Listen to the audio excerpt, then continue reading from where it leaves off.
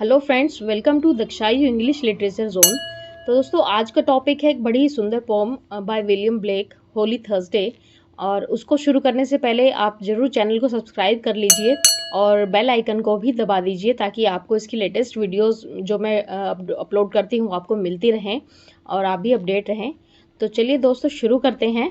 Holi Thursday bye William black. दोस्तों, William Blake अपने time के एक रोमांटिक एज पोएट थे। उनका बर्थ 28 नवंबर 1757 को हुआ था और उनकी डेथ 12 अगस्त 1827 को हुई थी। उनकी बहुत ही सुंदर कलेक्शन है, कलेक्शन सॉन्ग ऑफ इनोसेंस और सॉन्ग ऑफ एक्सपीरियंस।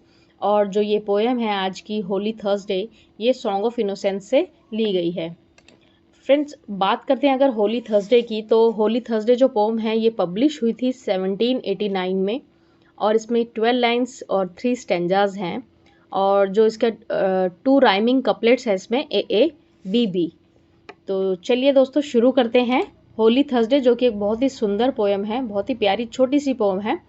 तो ज़्यादा वक्त न लेते हुए स्टार्ट करते हैं। It was on a Holy Thursday their innocent faces clean.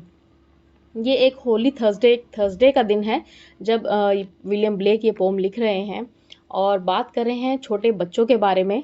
जो छोटे बच्चों के फेसेस होते हैं बहुत ही इनोसेंट होते हैं, क्लीन होते हैं, उन्हें भगवान का रूप ही कहा जाता है एक तरीके से। So it was on a Holy Thursday their innocent faces clean. उनके फेसेस बहुत क्लीन हैं, बहुत मासूम हैं। The children walking 2 and 2 in red and blue and green.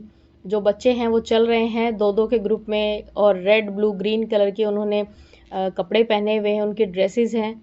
Grey headed beadles walked before with wands as white as snow.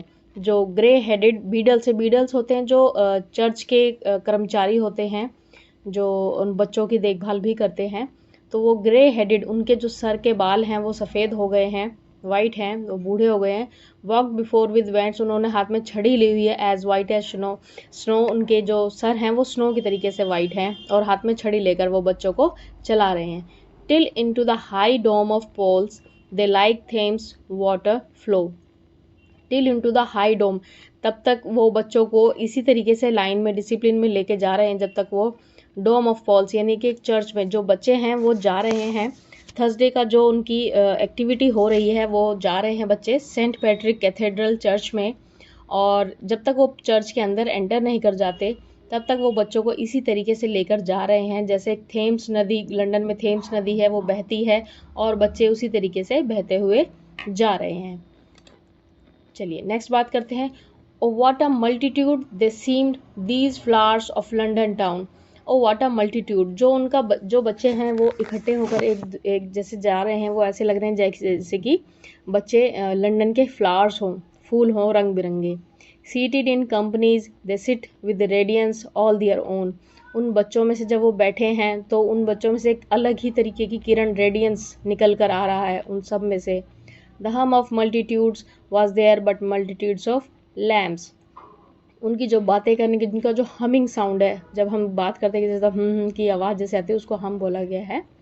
The hum of multitudes was there but multitudes of lamps, जैसे कि lamps के झुंड में से आवाज़ आ रही हो। Lamps को क्रिश्चियन धर्म में लैम्प को जो बोला जाता है वो जीसस क्राइस्ट के को सिंबलाइज किया जाता है। तो इसी तरीके से वो बोला जैसे एक पवित्र लैम्प, वैसे भी पवित्र माना गया, बड़ा पायस मासूम सा बच्चा होता है बकरी का, भेड़ का, तो उसको सिंबलाइज किया गया है। Thousand of little boys and girls raising their innocent hands. बहुत सारे बच्चे हैं, बॉयज़ हैं, गर्ल्स हैं जो कि अपने हाथ उठा रहे हैं, अपनी इनोसेंट्स, अपने कुछ बातें बोल रहे हैं। उस सीन को यहाँ पर दिखा रहे हैं William Blake. Now like a mighty wind they raise to heaven the voice of song और like harmonious thunderings the seats of heaven among. Now like a mighty wind, जैसे कि एक माइटी विंड, एक बड़ी सुंदर सी हवा, माइटी विंड कहते हैं जैसे स्वर्ग में से हवा आ रही हो। तो now like a mighty wind they raise to heaven the voice of song. उनकी जो बातें हैं, उनका जो बच्चे गाना गा रहे हैं वो ऐसा लग रहा है कि, और लाइक हारमोनियस थंडरिंग्स, वो कभी लग रहा है कि जैसे बादलों में थंडर शॉट्स होते हैं, बिजली चमकती है, ऐसे हो रहा है। उनके जो गानों की आवाज़ है उसकी तड़तड़ाहट से जो विलियम ब्लेक है वो कहते हैं कहीं हेवन में भी कहीं उनकी जो सीट्स हैं वो हिल रही होंगी, इतनी तेज और इतनी मासूमियत है उन बच्चों के गाने में। Beneath them sit the aged man wise guardian of the poor.